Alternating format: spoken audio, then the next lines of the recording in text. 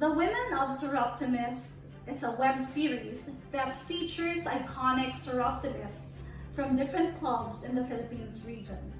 Today, in our Pioneer episode, we will be featuring our Region Governor Gigie Pealosa, a very inspiring woman who created the program Access to Education, or ATE. Join us in knowing more about Gov Gigie, otherwise known as Ate Gov, who appears in the episode with her daughter, Michelle.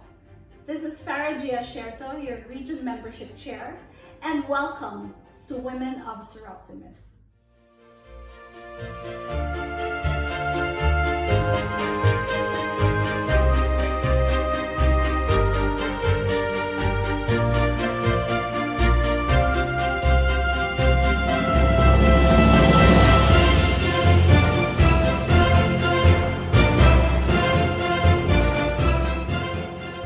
Hello everyone! Welcome to the Women of Soroptimists. My name is Michelle Peńalosa Bergonia. I am the second child of Governor Gigie Pealosa. So, my family members are Engineer Roddy Peńalosa, of course my mom, Governor Gigie. I have an older brother, Jack Peńalosa, then myself, and then I have my youngest sister, Iya Peńalosa Prado. My first memory of my mom when she attended Soroptimist was her induction. So she was so excited about becoming a Soroptimist member. And I remember going to Club Filipino with my entire family.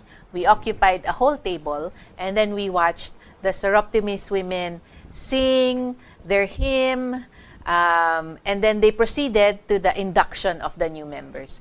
I remember Mom was so proud and excited to become a Sorop. So when Mom joined in 2008, every time we have a meal as a family together, or even in the office during lunch, we would really hear her about her stories and her projects about Soroptimist. And she would be so excited and so passionate about everything about Soroptimist. In fact, we called her Soroptamam. We were joking because it was really what she was excited about every day.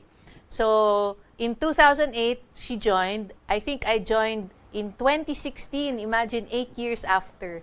And because I joined because I was a person in training and development as my work. And I heard about the Dream It, Be It program. And so I realized, oh, that's something I can help out with.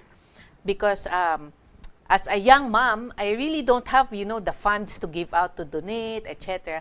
But what I can donate is my talent in learning and development, especially for the young girls.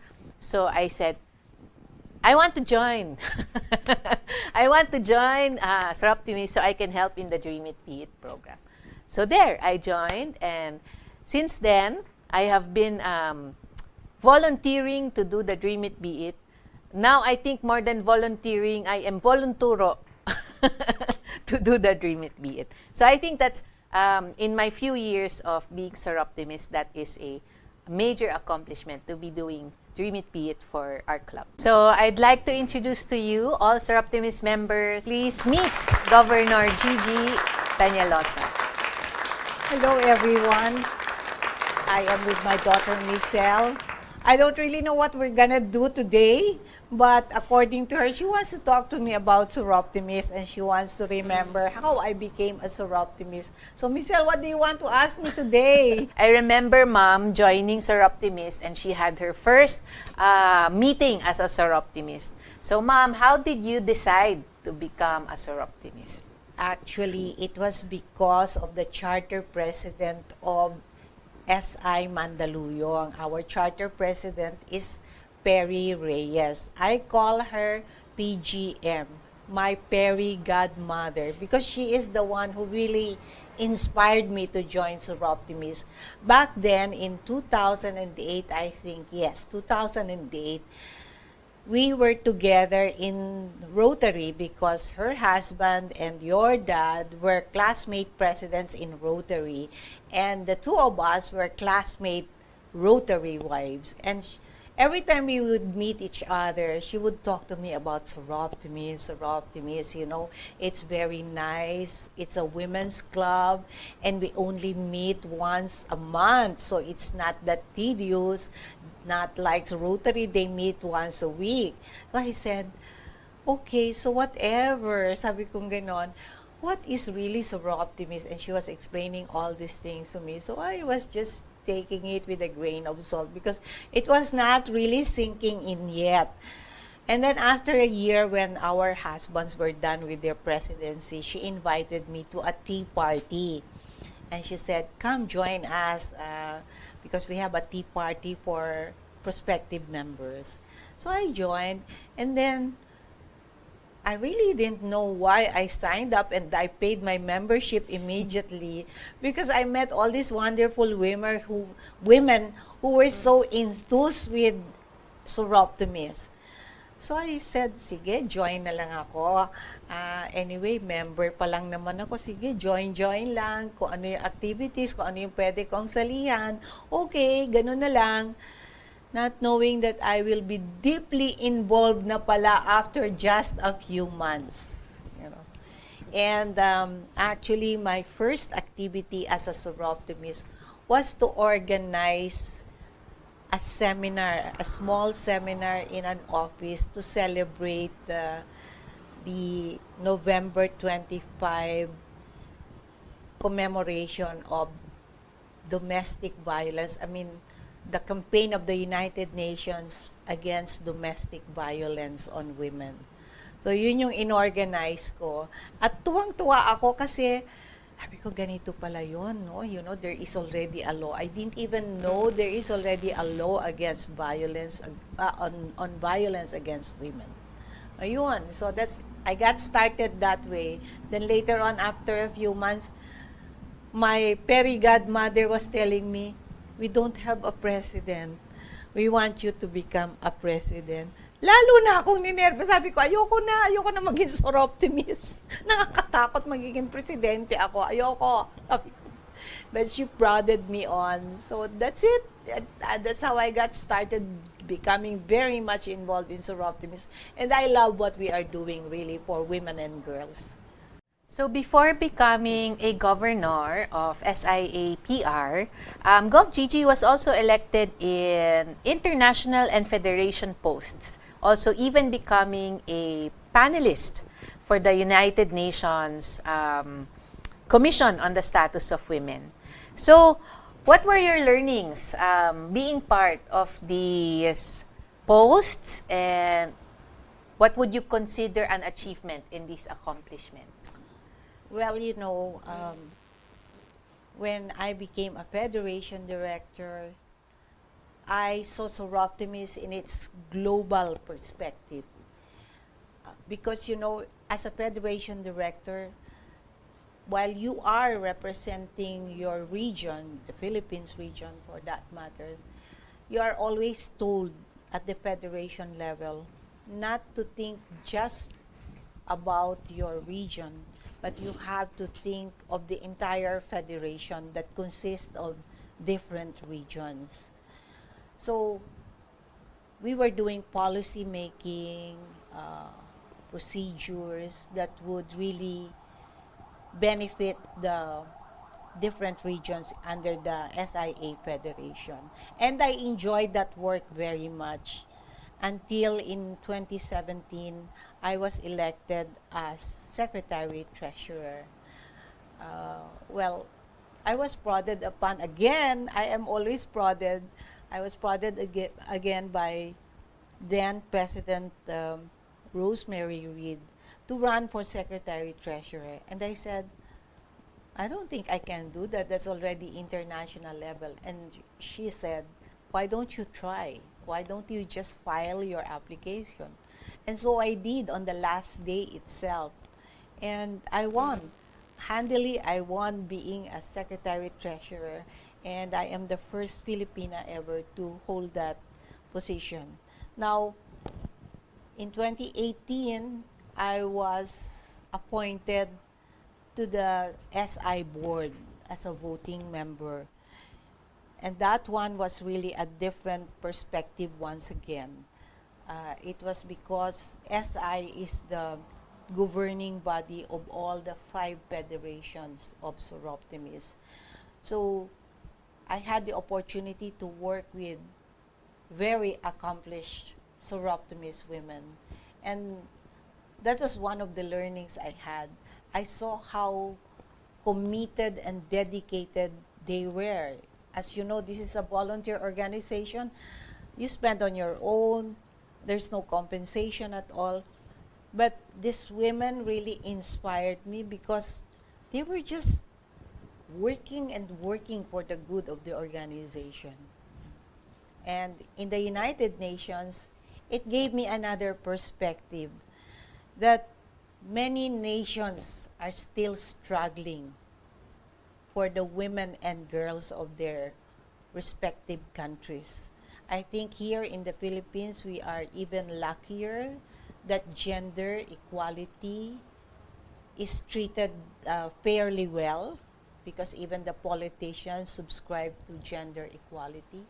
But in other countries, gender equality is not a known word for them. So now that you are the governor of SIAPR, what are your plans to improve the lives of women and girls? Oh, I have my Bainium Trust, Michelle, and this is about access to education. Because I believe that education is the most empowering tool that we can provide to women and girls. There is such a thing as an African proverb that says, when you educate a man, you educate a man. When you educate a woman, you educate a generation. And I've always subscribed to education for all individuals, particularly for women and girls, because in the past, women were always left behind in terms of education. And now, with all this digital age and everything, I think it is very important for our women and girls not to be left behind in terms of education. Kaya I came up with access to education, or ATE, ate for short, which ate means older sister. No? Kaya tayong mga ate sa Soroptimists ang magpo-provide nitong education sa ating mga beneficiaries. I love this advocacy about education because even when I was a student, I've seen many girls in the disadvantaged sector because I used to be a catechist in our school. And palagi akong pinapupunta sa mga disadvantaged areas, sa mga marginalized sectors, no? Para magturo ng catechism. Sometimes we would be in the church just teaching all these poor girls about religion. And I saw how poor they were simply because their own parents were not educated. So parang natatak yata sa isip ko, no, na sabi ko napaka-importante pala ng education. That's why my parents were always harping about being educated, na mag-aral mabuti kasi para magkaroon kayo ng maayos na kinabukasan.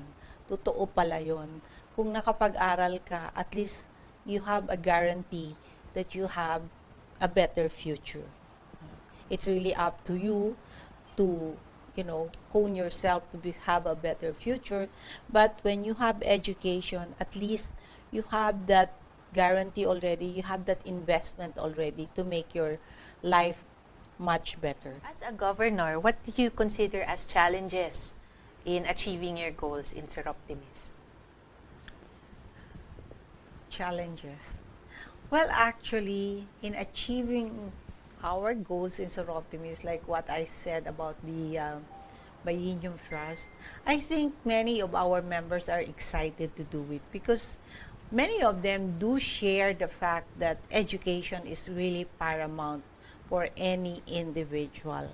On the other hand, as an organization, there's also the challenge of membership. Members come and go.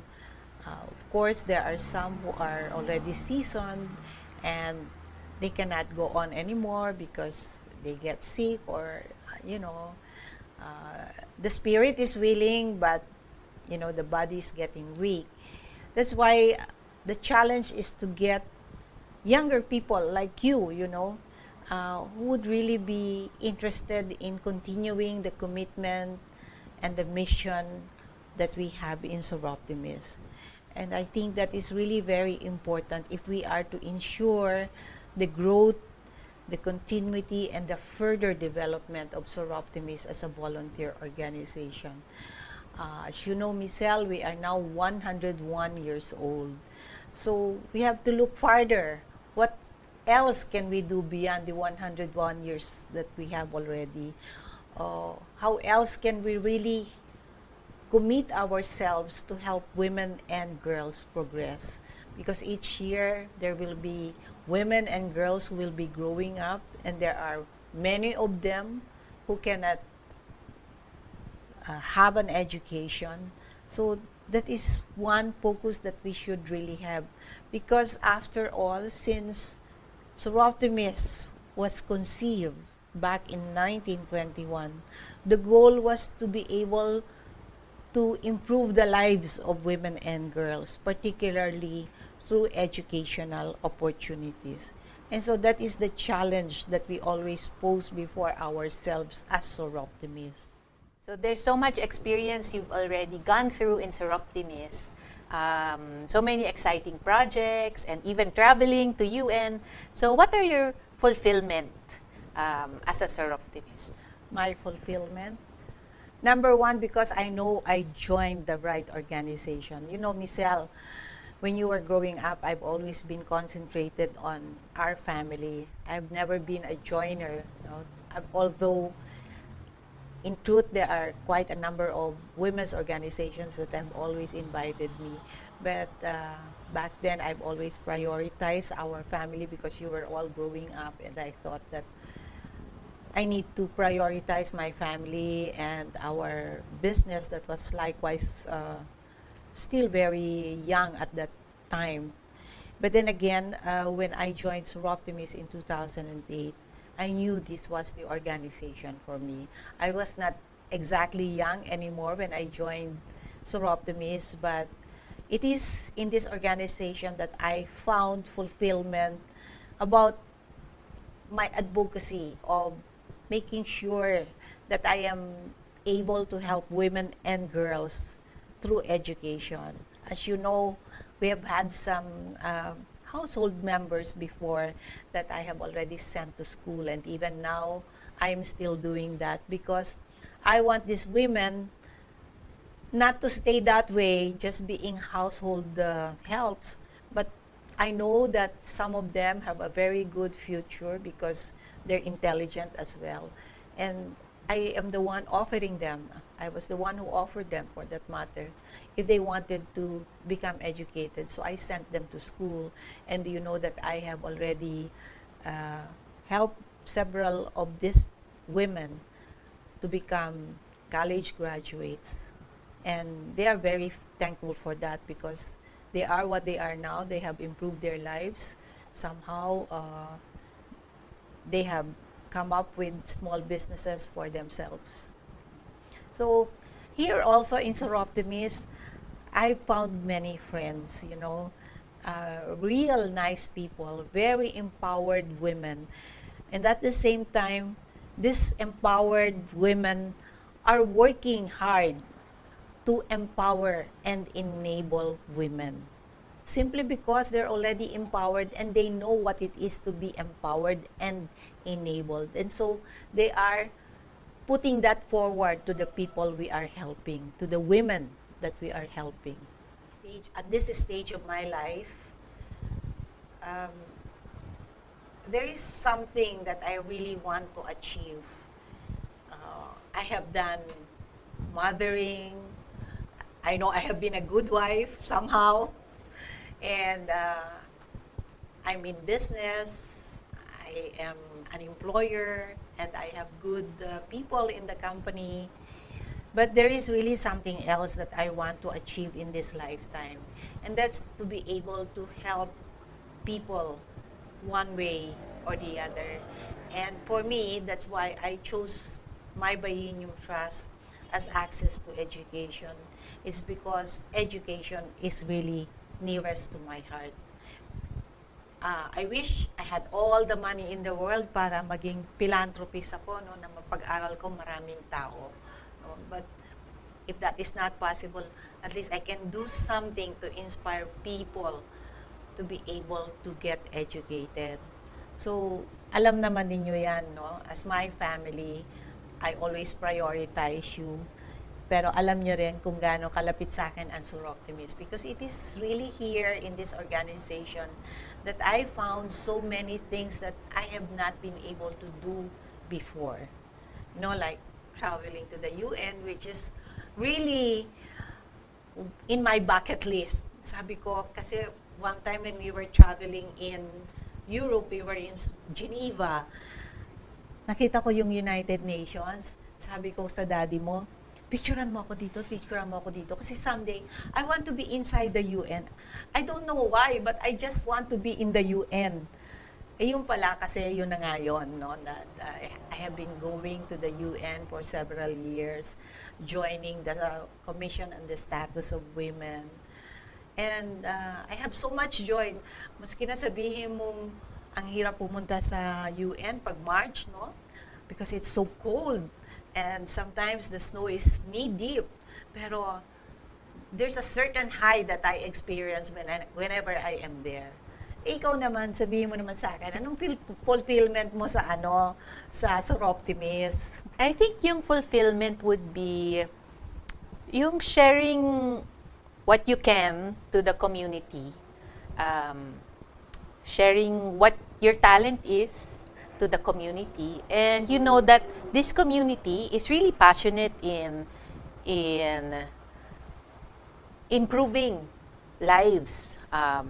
So I think it's that, no, yung makikita mo na everyone is doing something in their own talent, in their own passion. You see someone good in fundraising, yan, ang gagaling ng mga fundraising. You see someone good in public relations and social media. Ayun, ang gagaling, no? They're so passionate about that. You see someone good in writing grants. So you see everyone, you know, using their talent and then putting it all together in the rally of the spirit of Soroptimists. So, yun yung nakakatuwa, yung nakikita yung community that they all have that passion and that vision. So, in balancing my life as in work, as a mom, as Soroptimist, I think I'm still in I have 3 young kids. So parang I still have a lot of time for that. So in the little time that I can contribute my talent, yun. Doon lang ako nagko-contribute. So I'm really not, you know, like 80% present but in Soroptimist. But I know that when our club officers say, "Oh, Michelle, ikaw naman, ano naman?" Oh, yun. I'm present and I'm game. There's so many projects of Soroptimist plus being a mom and a business owner. How do you balance it? All these things happening, how do you balance it? May imbalance na nga yata. Anyway, yes, well, let's consider the fact that I'm a wife, first of all. I'm a mom to even mature children already. And more importantly, I'm a grandmom to my 8 grandchildren. But I think everything into its proper perspective. First things first, of course, family is the most important, whatever you say, because family is your support system. And business is your lifeline as well. So, right now, talagang may imbalance, no? Kasi I'm doing more of Soroptimist. Even if I'm here in the office, Soroptimist pa rin inaatupag ko. Like, you know, this morning, I was supposed to be doing a lot of things for the office because it's a Monday. But I was receiving a lot of calls and they were equally important. So, I guess, kailangan lang talaga maintindihan din ng family that this is something that is nearest to my heart, that this is something really important to me at this point in my life. So, Ma'am, what key message do you want to share to Soroptimists? My key message, mga ate ng Soroptimist, bigyan po natin ng access to education ang ating mga kababaihan sa ating mga komunidad. Maraming salamat po. Thanks, Mom. Thanks, Gov Gigie, for this time. And thank you to everyone for watching the Women of Soroptimists.